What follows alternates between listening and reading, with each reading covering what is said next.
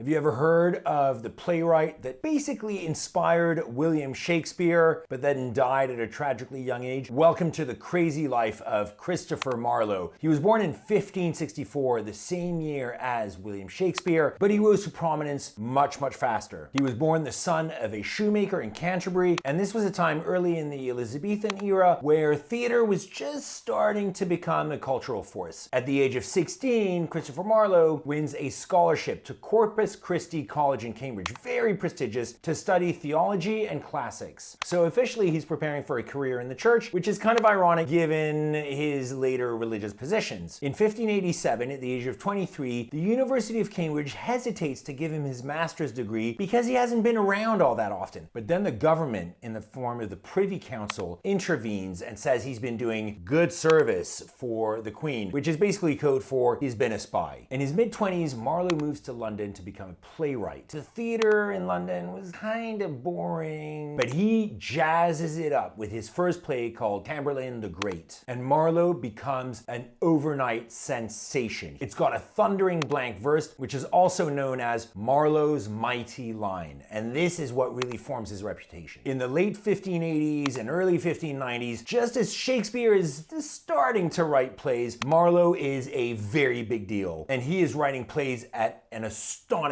rate. Dr. Faustus, The Jew of Malta, Edward II, all of these are huge hits, and Shakespeare is watching in awe as Marlowe is really developing a new force of theater. But the problem is that Marlowe, through arrogance or something else, starts becoming a little bit notorious. There are rumors that he may be an atheist. He's certainly very argumentative, and in those days being an atheist is a big no-no. In 1592, at the age of 28, he's arrested for a street fight that is really quite intense. The case is dropped, but it establishes him as somebody who's on the edge of society. A year later, he's officially accused of atheism. This is very serious, and the government gets involved, and there are all sorts of investigations into his political and religious attitudes. He's ordered to report to the Privy Council on these charges, which are very serious. These could lead to execution. But about a month later, at the age of 29, Christopher Marlowe is involved in a street fight, and he's stabbed in the eye, and as a result of that injury, he dies. And historians ever since then have wondered, was this really just a bar brawl, or was it a staged political assassination for a playwright whose plays were becoming a little bit too notorious and whose personality and religious beliefs were just a little bit bothersome for the regime of